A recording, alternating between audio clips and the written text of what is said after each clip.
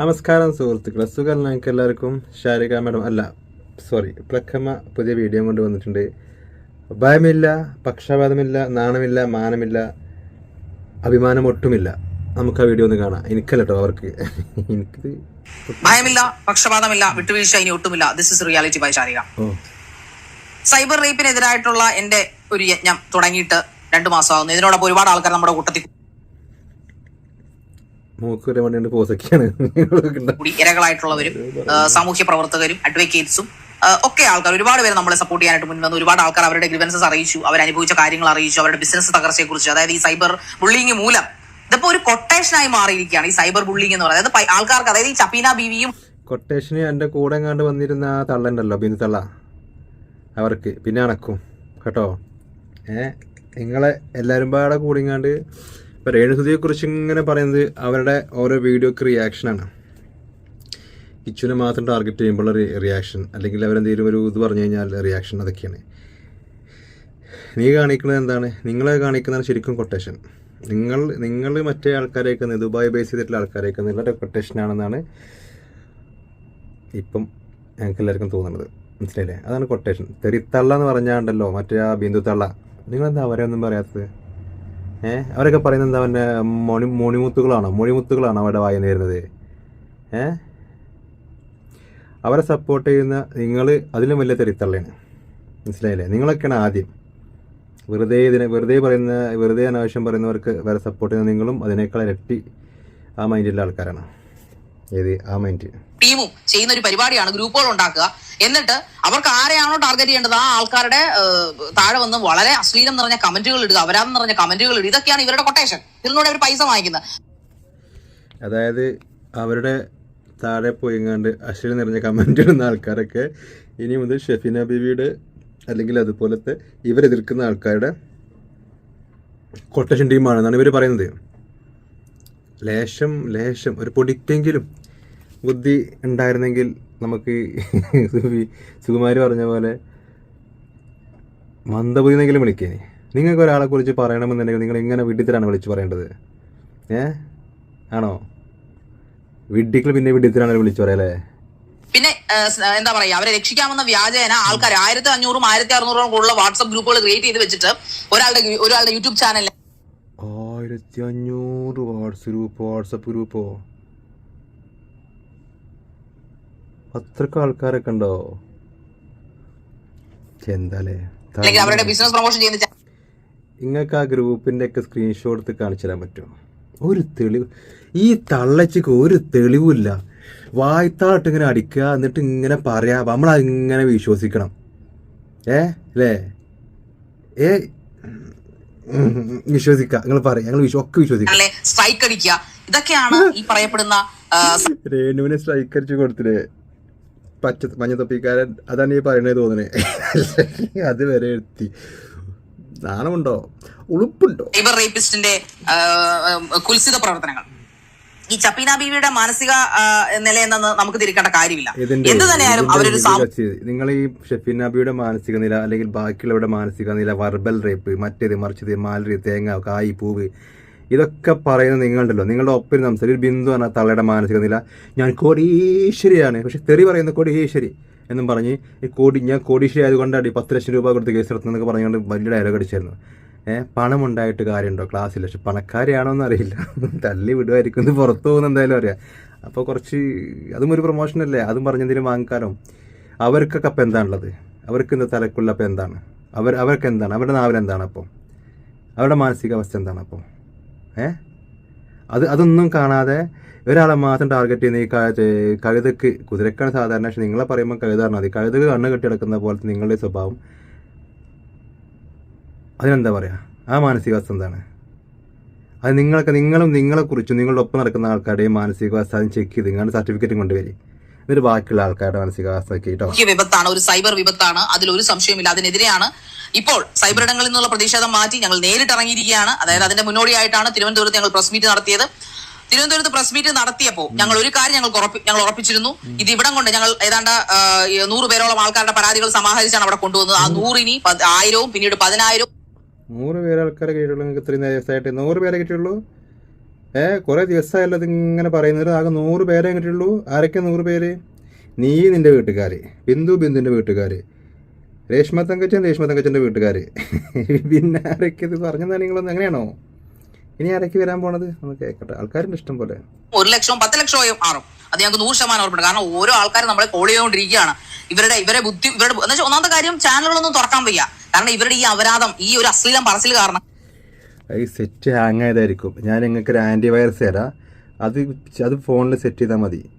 അപ്പോൾ നിങ്ങൾക്ക് വേഗം എന്താകും ഫോണിലെ വൈറസൊക്കെ ചാകും. ആൻറ്റിവൈറസ് ഇപ്പോൾ ഇതുണ്ട്. ആൻറ്റിവൈറസ് കണ്ടല്ലോ. അതിട്ടാൽ മതി. അതിന് ചേർത്ത് വെച്ചാൽ അതിന് ഇട്ടാൽ കഴിഞ്ഞാൽ ആൻറ്റിവൈറസ് ആണത്. വൈറസുകളൊക്കെ പോകും. ഫോണൊക്കെ വേഗം തുറക്കാൻ പറ്റും. പിന്നെ നിങ്ങൾ ഏത് പൂട്ടിയാലും അത് ഓട്ടോമാറ്റിക്കലി തുറക്കും കേട്ടോ. വലിയ വർത്താനം കൊണ്ടുവന്നിരിക്കണം. ഫോൺ തുറക്കാൻ വെച്ചാലും നീ തുറക്കണ്ട ഈ ഫോണ്. കുഞ്ഞുങ്ങൾക്കോ മാന്യമായിട്ട് ജീവിക്കുന്ന ആൾക്കാർക്കോ മര്യാദയ്ക്ക് ചാനൽ ചെയ്ത് ജീവിക്കുന്ന ആൾക്കാർക്കോ ഇന്ന് തുറക്കാം. ഇതൊക്കെ ആരാ എൻ്റെ മാന്യമായി ഇങ്ങാണ്ട് യൂട്യൂബ് തുടങ്ങുന്നത്? ആരാ മാന്യമായി ഇങ്ങാണ്ട് എൻ്റെ മാന്യതയുള്ള ആൾക്കാർ ആരൊക്കെ? രേഷ്മ തങ്കച്ചനോ? അതാണോ മാന്യതയുള്ള ആള്? പിന്നെ ആരാ? ദിയയോ, സജിനയോ, മരംകൊത്തിയോ, ജാസിയോ? ഇവരൊക്കെയാണ് എൻ്റെ മാന്യത. അങ്ങനെയാണെങ്കിൽ അന്നെ പ്ലക്കമ്മ വിളിക്കുന്നത് വെറുതെ അല്ലല്ലോ. അതിലെന്തുകൊണ്ടല്ലോ? എൻ്റെ മാന്യതയുള്ള ആൾക്കാരുടെ ഒക്കെ പെന്നാമ്പറം കഥകൾ നോക്കിക്കഴിഞ്ഞാലല്ലോ ഭീകര കഥകളാ.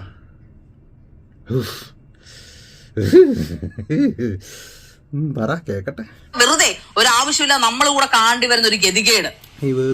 അതുകൂടാതെ റിയാക്ഷൻ വീഡിയോ ചെയ്യുന്ന സിംഗിൾ ആയിട്ടുള്ള വിഡോസ് ആയിട്ടുള്ള ആൾക്കാരെ ടാർഗറ്റ് ചെയ്തുകൊണ്ട് അവരെ മോശമാക്കി ചിത്രീകരിച്ചുകൊണ്ട് അവരുടെ ലൈഫിനെ ത്രട്ടൺ ചെയ്തുകൊണ്ട് മുന്നോട്ട് പോകുക. എന്നിട്ട് അവര് മാത്രം ഒന്നും അറിയാത്തവരെ പോലെ സന്തോഷിച്ചങ്ങ് ജീവിക്കുക. സൈബർ സെല്ലിൽ നിന്ന് വിളിച്ചാൽ ഫോൺ എടുക്കില്ല, പോലീസ് സ്റ്റേഷനിൽ നിന്ന് വിളിച്ചാൽ ഫോൺ എടുക്കില്ല, തന്നിരിക്കുന്ന അഡ്രസ്സിൽ ചെന്നിറക്കിയാൽ ആളില്ല, IP അഡ്രസ്സുകൾ മാറ്റി കൊടുക്കുക, ഫിൻലാൻഡിന്റെയോ കോകർണത്തെയോ കാനഡയിലെയോ IP അഡ്രസ്സും കൊടുത്ത്. ഇങ്ങനെയൊക്കെ ആണെങ്കിലും ഷെഫീന ബീവി നാട്ടിലുണ്ട്. ഷെഫീന ബീവി ഫോൺ ഉപയോഗിക്കുന്നുണ്ട്. അതെങ്ങനെയാ? ആ കൂട്ടാൻ ഞങ്ങൾക്കൊന്ന് പറഞ്ഞു കേട്ടോ. നിങ്ങളെ വിളിച്ചാൽ കിട്ടൂല. നിങ്ങൾ ഡെയിലി അരമണിക്കൂർ 3/4 മണിക്കൂർ ഗ്യാപ്പ് ഇട്ടുങ്ങാണ്ട് വീഡിയോ ഇടുന്നുണ്ട്. പക്ഷെ നിങ്ങളെ കിട്ടൂല. അതെന്താ? നിങ്ങളെന്താ മായാവിയാണോ ഷെഫീനത്താ? മായാവി ഞങ്ങള്? എടീ ഇജോ പൊട്ടത്തി, എൻ്റെ ഒപ്പം നടക്കണോലും പൊട്ടത്തികൾ ഒക്കെ വേറെ ടൈപ്പ് ആൾക്കാർ. അതേപോലെ എല്ലാവരും ആകുമെന്ന് വിചാരിക്കല്ല കേട്ടോ. ഈ ചപ്പീന ബീവി എന്ന് പറഞ്ഞ വ്യക്തി വൃത്തികേടുകളെല്ലാം കാണിച്ചു കൂട്ടുന്നത്. ഇന്ത്യയില് സംസാരിക്കാനുള്ള അവകാശമുണ്ട്, ജീവിക്കാനുള്ള അവകാശമുണ്ട് എന്ന് വെച്ച് ആരെയും അപവാദം പറയാനുള്ള അപരാധം ഇത് രണ്ടാണ്. ഈ രണ്ടും പറയാനുള്ള അവകാശം നമുക്ക് ആർക്കും ഇല്ല. നമുക്ക് വിമർശനങ്ങളാവാം, മുഖ്യമന്ത്രി വിമർശിക്കാം, പ്രധാനമന്ത്രി വിമർശിക്കാം, സെലിബ്രിറ്റികളെ വിമർശിക്കാം, എന്തോ പറയാം. പക്ഷേ എല്ലാത്തിനും ഒരു ലിമിറ്റ് ഉണ്ട് എന്നുള്ള. നിങ്ങൾക്ക് ഞാനൊരു ഓഡിയോ വെച്ചോ. ഇവരുടെ കൂടുതൽ ഒരാൾ മെസ്സേജ് അയച്ചിങ്ങാണ്ട് അവർക്ക് വിളിച്ച് സംസാരിക്കുന്നതാണ്. ഡ്രസ് വേണുവിനെ കെട്ടാൻ നിന്നെ പോലെ സ്വന്തം സഹോദരന് കടന്നു കൊടുക്കണ സ്വഭാവം എനിക്കില്ലല്ലോ. സ്വന്തം സഹോദരിമാരെയും സഹോദരന്മാരെയും ഞങ്ങൾ കല്യാണം കഴിക്കാറില്ല കേട്ടോടി. നിന്നെ പോലെ സ്വന്തം സഹോദരനെ പോലും കിടന്നു കൊടുത്ത് കൊച്ചുങ്ങളെ ഉണ്ടാക്കണ ശീലം എനിക്കില്ലടി. കണ്ടല്ലോ കേട്ടല്ലോ. എടി പ്ലക്കമ്മേ, എൻ്റെ കൂടെ നടക്കുന്നവളാണിത്. ഇമ്മാതിരി വർത്താനം പറഞ്ഞാൽ പിന്നെ എങ്ങനെ പറയും? പിന്നെ എങ്ങനെ റിയാക്ട് ചെയ്യും? ഇതൊന്നും നിനക്ക് കണ്ണ് കാണൂല. ഇതൊക്കെ എൻ്റെ മുന്നിൽ ഇതൊക്കെ സരസ്വതി വാക്കുകൾ, മണിമുത്തുകൾ, പവിഴമുത്തുകൾ, വായിൽ നിന്ന് വന്നൊക്കെ പവിഴപ്പുറ്റുകൾ. അല്ലേ? അതൊന്നും കാണണ്ട. എൻ്റെ ഈ കക്കൂസ്തോളുണ്ടല്ലോ, അത് അവിടെ കൊണ്ടുപോയിങ്ങണ്ട് ആദ്യം കൊട്ട്. ഒപ്പം നടക്കുന്നവരെ നന്നാക്ക് കേട്ടോ. എന്നിട്ട് വാ ഇങ്ങോട്ട്, നമുക്ക് ആലോചിക്കാം. നാണമുണ്ടോ എനക്ക്? കുറച്ചെങ്കിലും നാണമുണ്ടോ? അത് വന്നിരിക്കുന്നത് വലിയ അഭിപ്രായം കൊണ്ടിങ്ങാണ്ട് ആര് വേണമെങ്കിലും വിമർശിക്കാം. വിമർശനം അങ്ങനെ ഇങ്ങനെ സ്വന്തം കൂടെ നടക്കുന്ന ആൾക്കാരെ നന്നാക്കടി ആദ്യം, എന്നിട്ട് ഇങ്ങോട്ട് വാ. നമുക്ക് ആർക്കും ഇല്ല. നമുക്ക് വിമർശനങ്ങളാവാം, മുഖ്യമന്ത്രി വിമർശിക്കാം, പ്രധാനമന്ത്രി വിമർശിക്കാം, സെലിബ്രിറ്റികളെ വിമർശിക്കാം, എന്തും പറയാം. പക്ഷേ എല്ലാത്തിനും ഒരു ലിമിറ്റ് ഉണ്ട് എന്നുള്ളത് മറന്നു പോയിട്ടല്ല, അറിയാഞ്ഞിട്ടും അല്ല. പക്ഷെ ഞങ്ങളെ ആരും തൊടില്ല, ഞങ്ങൾക്ക് എന്തുവാവാം, ഞങ്ങൾ പറയുന്നത് എല്ലാരും കേൾക്കണം എന്ന് പറയുന്ന ആ ധാർഷ്ട്യം അതിനെ അവസാനിപ്പിച്ചേ പറ്റൂ. അത് എന്നാ ഷഫീത്ത, നാളെ രാവിലെ 10 മണിക്ക് നിങ്ങളിത് അവസാനിപ്പിക്കും കേട്ടോ. ഇവർ പറഞ്ഞവരെല്ലാ വീഡിയോയിലും വന്നും കണ്ട് ഇത് പറയും, നിങ്ങളിത് അവസാനിപ്പിക്കും. എന്നിട്ട് നിങ്ങൾ അവസാനിപ്പിക്കുന്നത് കാണുന്നില്ല. നിങ്ങളിത് അവസാനിപ്പിച്ചേ പറ്റൂ കേട്ടോ. എടീ, എൻ്റെ മുഖം പോയി കണ്ടെന്ന് കണ്ണടി പോയി നോക്കണ്ട ആദ്യം ഒന്ന് കേട്ടോ. ഇത് ഇങ്ങനെ പറയുമ്പോണ്ടല്ലോ ആൾക്കാർ മുന്നിൽ വന്നൊന്ന് പറയരുത് കേട്ടോ. ചെകൾ അഴിച്ചു കുളിക്കും കേട്ടോ. ഈ ചെകുത്താൻ വേദന പോലെയാണ് തോന്നുന്നത്. ആദ്യം സ്വയം നന്നാക്ക്, ഒപ്പമുള്ളവരും നന്നാക്ക്, എന്നിട്ട് വാ കേട്ടോ. അപരാധം ഇജും പറയുന്നുണ്ട്, ഇജും വെർബൽ റേപ്പുകാർ തന്നെയാണ്. ഇതിലും വലിയ റേപ്പേരത്തിയാണ് കേട്ടോ. അതായത് മനസ്സിലായിക്കോ. ഒരു സ്വന്തം സഹോദരനെ കുറിച്ചെങ്ങാണ്ട് സ്വന്തം സഹോദരനെയും അനിയത്തി അല്ലെങ്കിൽ സഹോദരിയെയും ചേർത്ത് ഇങ്ങനെ മോശപ്പെട്ട് സംസാരിക്കുന്നൊന്നും നിനക്ക് കാണില്ല. അതൊന്നും നിനക്ക് വിഷയമല്ല. ബാക്കിയുള്ളവർ സംസാരിക്കുന്നത് നിനക്ക് വിഷയമല്ല. നിനക്ക് എന്താ അറിയോ, ഞാൻ എപ്പോഴും പറയുന്ന കാര്യം, ഇവളുടെയൊക്കെ ദുബായിലെ ആ മറ്റു സംഭവങ്ങളൊക്കെ പിടിച്ച് പുറത്തേക്ക് വിട്ട് ഏസിയെ ഓണാകും. അതിൻ്റെ കുത്തിക്കളിപ്പാണ് ഇവർക്ക്. അത് കുറേ നഷ്ടം പറ്റിയവർക്ക്. ഭയങ്കര സ്വപ്നം കണ്ട് ബിഗ് ബോസ് നിന്ന് ഇറങ്ങിയതാണ്. നമുക്ക് അവിടെ പോയിട്ട് എല്ലാം കൊടുത്തും കണ്ട് കുറേ വാങ്ങണം, അങ്ങനെ ഇങ്ങനെ ഇതെല്ലാം പാടെ സ്വപ്നം കണ്ട് ഇറങ്ങിയിട്ട് ഒന്നും നടന്നില്ല. ആൾക്കാരെ മുന്നിൽ നാറും ചെയ്തു. മറ്റെല്ലാവരും പോകുന്ന പോലെ പോകുക, സാധാരണ പോണ പോലെ അങ്ങോട്ട് പോകുക, അങ്ങോട്ട് വരിക. എന്താ ദുബായിൽ ബിസിനസ്, അത് ഇത് എല്ലാവർക്കും എല്ലാം മനസ്സിലായി. അതിൻ്റെ ഇടങ്ങേറല്ല എനിക്ക് അല്ലേ പറ. മുന്നോട്ട് കൊണ്ടുപോകാൻ ഒരു തരത്തിലും പറ്റത്തില്ല. എനിക്കെതിരെ സൈബർ ബുള്ളിങ് വന്നിട്ടുണ്ട് എന്നെ ഷോ ചെയ്തതിന്റെ പേരിൽ. ആ ഷോ ഏറ്റവും മനോഹരമായി ചെയ്തൊരു വ്യക്തിയാണ് ഞാൻ. ബിഗ് ബോസിൽ പോയി ലാലേട്ടന്റെ വരെ അംഗീകാരം മേടിച്ച ഒരാളാണ് ഞാൻ. ലാലേട്ടൻ ഉള്ളിൽ ഇങ്ങനെ പറഞ്ഞേക്കും, ഓഞ്ഞ ഷോ, ഇത്രയും വളിഞ്ഞ ഷോ ഞാൻ കണ്ടിട്ടില്ല, ഇതൊക്കെ നല്ലതെന്ന് പറയേണ്ട ഒരു ഗതികേടൻ്റെ എന്നും പറഞ്ഞു കണ്ട് അവിടെ പോയി എല്ലാവരെയും ലാലേട്ടന് എന്താ പറയുക, അവരെ എന്ത് വെച്ചാണ് അവരതിലേക്ക് എടുത്തത്, ആ കാര്യം വെച്ച് അഭിനന്ദിച്ചിരിക്കണേ. എത്ര ചളിയാണെങ്കിലും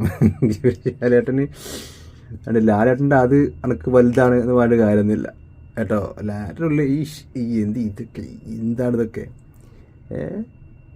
അത് പൊക്കി കിടക്കുകയാണ് പൊട്ടത്തി. ആ ഷോ ചെയ്യുന്നതിന്, അവരുടെ മുമ്പിൽ ഇരിക്കുന്നതിന് കുറച്ച് ചങ്കൂറ്റം വേണമെന്ന് കോ കണ്ടസ്റ്റിനോട് വിളിച്ചു പറഞ്ഞ ആളാണ് ലാലേട്ടൻ. അത് ഏത് ഷോ ചെയ്യുന്നതിന് ഇജയിന് ആരെ മുന്നിലിരുത്തിക്കണത്? എൻ്റെ ഷോക്ക് ആരാ വന്നിനത്? ഒരു രേണുസുതി അല്ലെങ്കിൽ വേറെ അതിനേക്കാട്ടിൽ താഴെയോ ഇത്തിരി മേലെയുള്ള ആരെങ്കിലുമൊക്കെ അല്ലേ? ഇജ് വേറെ ആരെങ്കിലും പറ, മമ്മൂക്കയെ, മോഹൻലാലിനെ, അല്ലെങ്കിൽ അങ്ങനത്തെ ആൾക്കാരൊക്കെ ഇൻ്റർവ്യൂ ചെയ്ത ആൾക്കാരെ പറ, അങ്ങനെയൊക്കെ ചെയ്തിട്ട് ഇജ് പറ. അല്ലാതെ ബാക്കിയുള്ള ആൾക്കാരൊക്കെ വിളിച്ചിരുത്തിക്കാണ്ട് കുറേ കളിയൊക്കെ, കുറേ അത് പറയാ ഇത് പറയാ, അത് പറ. കൂടുതൽ വലിയ അംഗീകാരമൊന്നും എനിക്ക് വേണ്ട. ആ ഷോ ചെയ്തതിൽ അന്നും ഇന്നും എനിക്ക് റിഗ്രറ്റ്സ് ഇല്ല. ഇനിയും അങ്ങനെ ഷോ വിളിച്ചാൽ ഞാൻ ഡെഫിനറ്റ് ആയിട്ട് പോയിരിക്കും. ഓൾക്ക് ചെയ്യാം, ഓൾക്ക് എന്ത് മാലരും ചെയ്യാം, ഓൾക്ക് അത് കുഴപ്പമില്ല. അതിനോൾക്ക് റിഗ്രറ്റും ഇല്ല, ഒരു ബിസ്ക്കറ്റും ഇല്ല. ബാക്കിയുള്ളൊരു കാര്യം കണ്ടു കഴിഞ്ഞാൽ അത് വിമർശിക്കാനും പാടില്ല, അതിനെ സംസാരിക്കാനും പാടില്ല, ഒന്നും പാടില്ല. അപ്പം വെർബൽ റേപ്പ് അണക്ക് നേരിത്തിങ്ങാണ്ട് എല്ലാ തേങ്ങയും പറയും ചെയ്യുക. അത് അനക്ക് റിഗ്രറ്റും ഇല്ല. അനക്ക് എത്ര തന്തേ? ഒന്നാണോ? ആണോ? നിലപാട് കണ്ടിട്ട് ചോദിച്ചതാണ്. ആയിരിക്കില്ലേ? വിചാരിക്കുകയാണെന്ന്.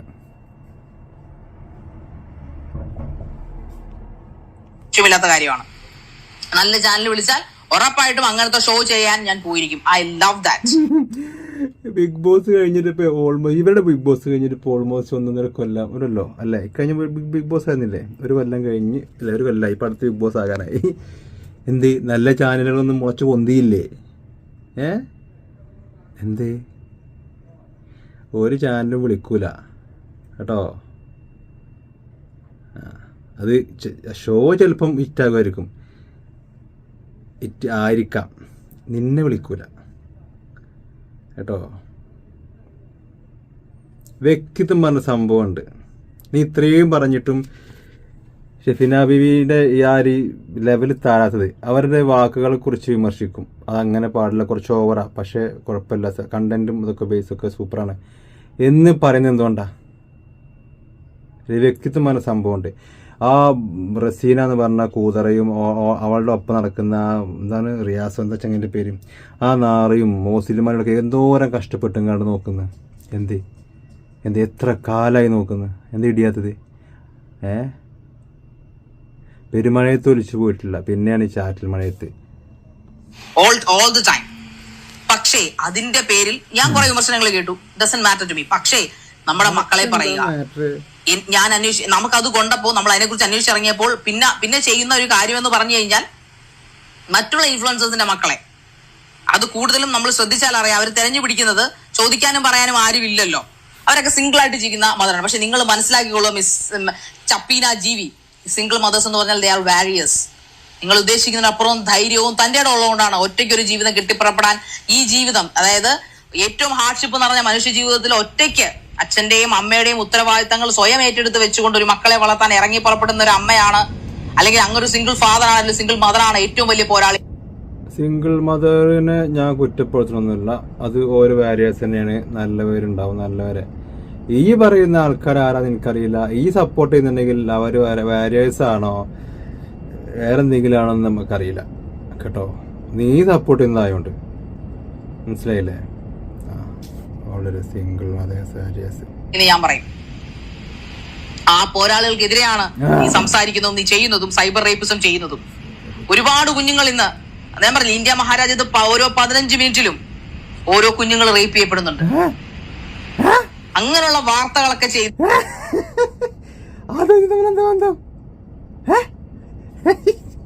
അങ്ങനെയുള്ള കാര്യങ്ങൾക്കെതിരെ വിമർശനം ചെയ്യാതെ മറ്റുള്ളവരുടെ ജീവിതത്തിൽ വലിഞ്ഞു. അപ്പൊ പിന്നെ എന്താ എല്ലോ വാർത്തനല്ലേ സോഷ്യൽ മീഡിയ വാർത്തകൾ എന്ന് പറഞ്ഞാൽ? സോഷ്യൽ മീഡിയ വാർത്ത സപ്പോർട്ട് ചെയ്യാൻ ഈ മെയിൻ സ്ട്രീം ന്യൂസ് ഒന്നും വരൂല. ഈ ഇന്ത്യ വിഷൻ, ഏഷ്യാനെറ്റ് ന്യൂസ്, അതൊന്നും വരൂല. സോഷ്യൽ മീഡിയക്കുള്ളിലുള്ള വാർത്തകൾ റിപ്പോർട്ട് ചെയ്യാൻ ഈ മാതിരി എന്താ പറയാ വലിയ വലിയ ന്യൂസ് ചാനൽസ് ഒന്നും വരൂല. ഞാൻ ധാരണ ഗോസ്വാമിനൊക്കെ വിളിക്കണോ ഞനക്ക്? അതിനാണ് ഇങ്ങനത്തെ കണ്ടന്റ് റിയാക്ടേഴ്സ് എന്ന് പറഞ്ഞാൽ ഇൻഫ്ലുവൻസേഴ്സ്, അങ്ങനത്തെ ഈ ഇതിനുള്ളിൽ കിടക്കുന്ന ഈ ആൾക്കാർ. മനസ്സിലായില്ലേ? അതെനിക്കറിയില്ല. ഇനി ഞങ്ങൾക്ക് എന്താ വേണ്ടത്?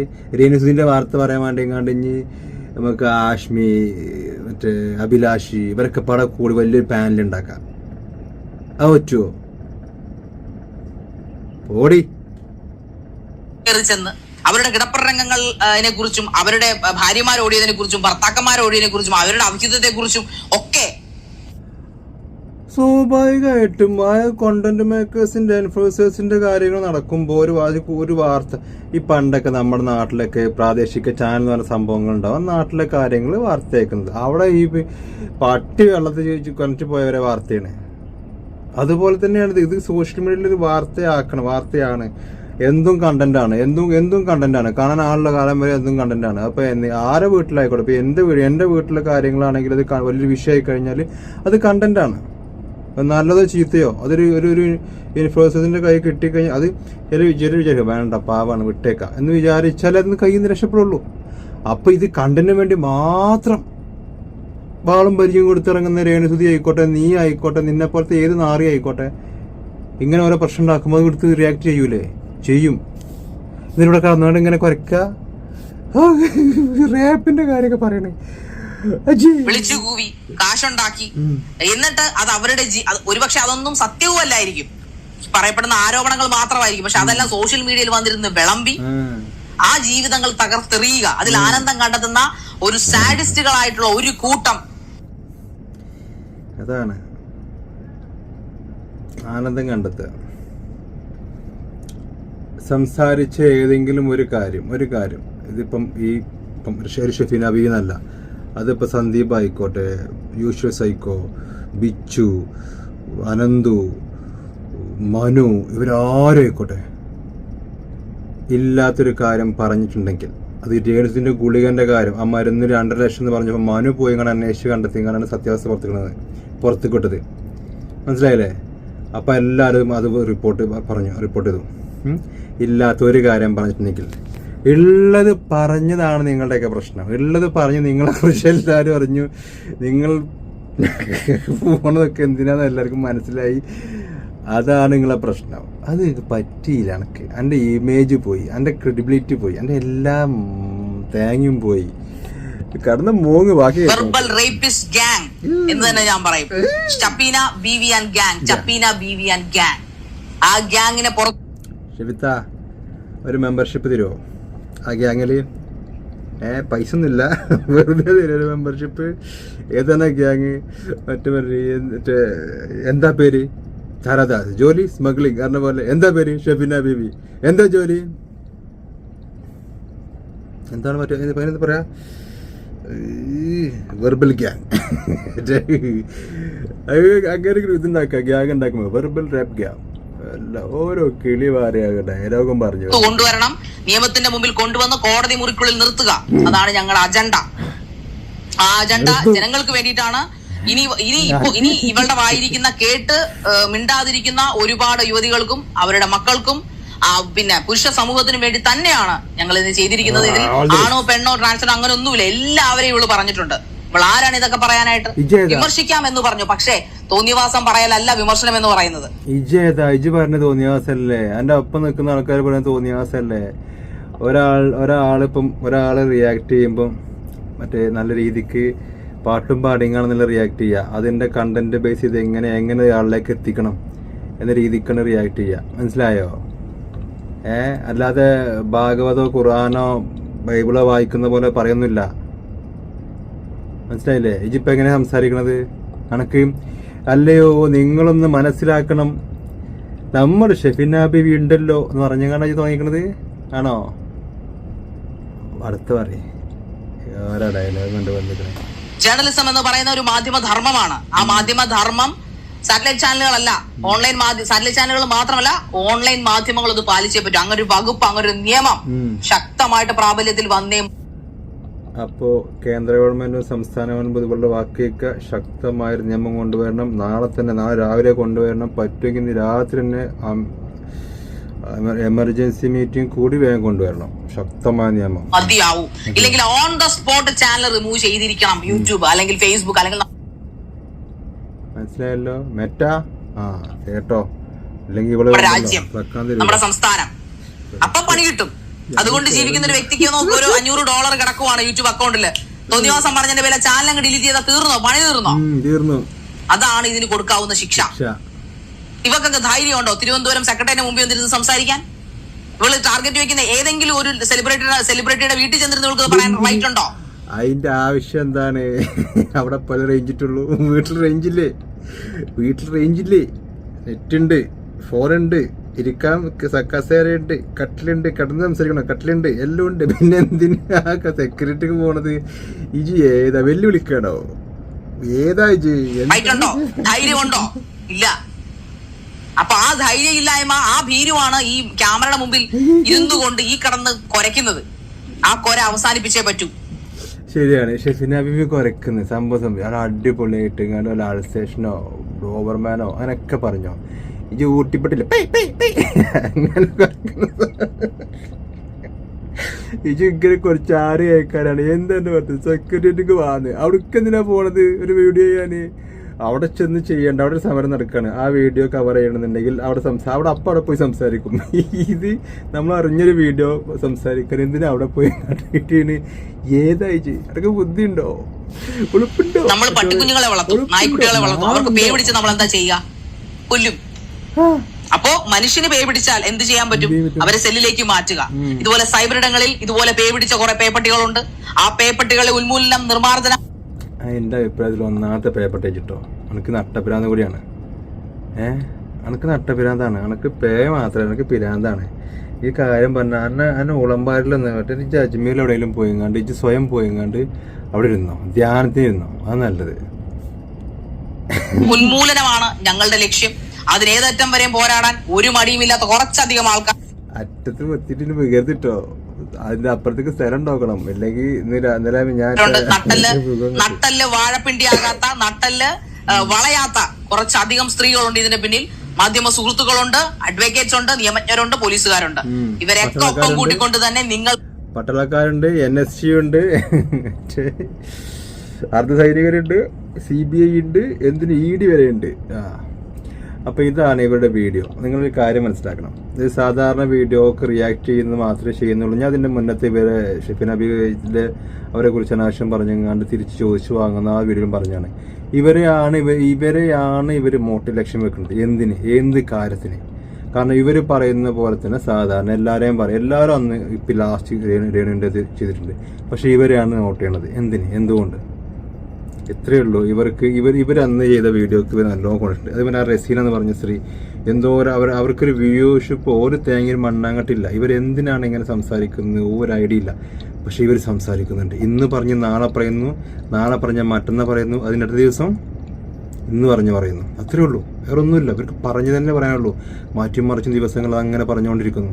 പിന്നെ ആരെങ്കിലും ഒരാൾ കുറ്റം പറഞ്ഞു കഴിഞ്ഞാൽ അവരുടെ കൂടെ നിന്നങ്ങാണ്ട് അതിൻ്റെ ഒരു തംബ്ലൈന് എന്താ പറയുക, വീവിയുമായിട്ട് അവിഹിതം എന്നൊക്കെ പറഞ്ഞാണ്ട് എന്ത് മ്ലേച്ഛമായിട്ടുള്ള തംബ്ലൈനാണ് കൊടുത്തിട്ടുള്ളത്. അവരുടെ സംസ്കാരം അതിൽ നിന്ന് ഉറപ്പല്ലേ. അത് അങ്ങനെ ചെയ്യുന്ന അവർക്ക് അത് ഇടാൻ പറ്റുള്ളൂ. അങ്ങനെ ചെയ്യുന്നവർക്ക് അങ്ങനത്തെ തംബ്ലൈൻ ഇടാൻ വയ്ക്കുള്ളൂ. മനസ്സിലായില്ലേ? എത്ര മോശപ്പെട്ടൊരു തംബ്ലൈനാണത്. എന്ത് ഇവരുടെ മനസ്സെന്താണപ്പം?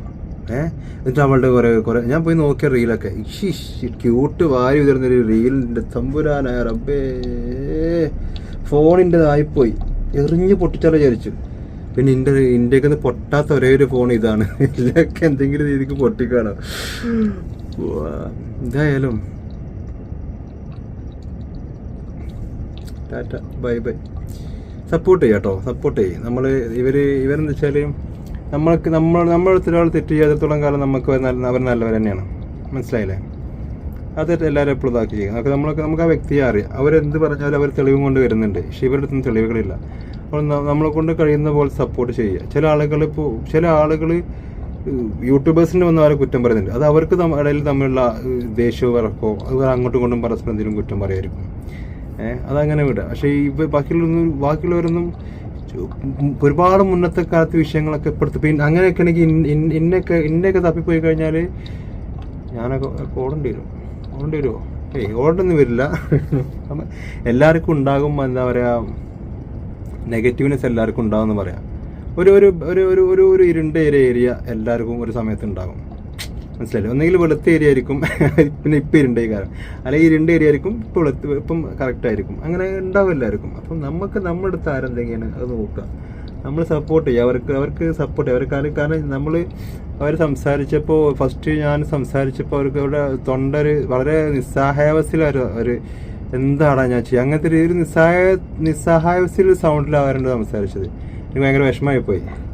പിന്നെ അതങ്ങനെ സംസാരിച്ചു. എന്താ അത് കണ്ടപ്പോൾ തന്നെ ഞാൻ ആ ലൈവ് കണ്ടപ്പോഴൊക്കെ ഞാൻ സംസാരിച്ചു. എനിക്ക് ഭയങ്കര വിഷമമായി പോയി. എന്താണ് ഞാൻ ചെയ്യുക? കാരണം എന്ത് ചെയ്യാൻ പറ്റുക? ആ ചങ്ങ ഞാൻ ഇവിടെ റിയാദിലാണ്, അവൻ വരുന്നുമില്ല. നാട്ടിൽ കിട്ടിയ പോലീസ് സ്റ്റേഷനിൽ കൊടുത്താൽ അവർക്കൊരു സമാധാനം ഉണ്ടാവും. ഇത് ഒളിഞ്ഞു നിന്നിങ്ങോട്ട് അങ്ങനെ ഇടുകയാണ്. എന്നാൽ ആളാണെന്നുണ്ടെങ്കിൽ മൂന്നാം കാലം ഉറപ്പുണ്ടെങ്കിൽ നാട്ടിൽ ചെല്ലുമ്പോൾ പറഞ്ഞു ഞാൻ നാട്ടിലുണ്ടെന്ന് പറയടാ അതിലുണ്ടെങ്കിൽ കേട്ടോ. അല്ലാതെ ഇവിടെ നിങ്ങാണ്ട് ഇങ്ങനെ മറ്റേ അപ്പുറത്ത് അവിഹിതക്കാരന് ഇപ്പുറത്ത് ചെന്ന് നിങ്ങാണ്ട് ഇങ്ങനെ ചിലക്കാൻ നിൽക്കല്ലേ കേട്ടോ. ഉളുപ്പുണ്ടോ അങ്ങനത്തെ തമ്പലി ഇടാൻ എനിക്ക്? എന്നായിക്കോട്ടെ, പറഞ്ഞാൽ ഇമോഷണൽ കൊല്ലോണ്ടാവും. ഓക്കെ, ശരി എന്നാ ടാറ്റ. അത് നമ്മളെ ഒരാളുടെ ഇതുണ്ട്, രേണുവിൻ്റെ. Okay, by. കട.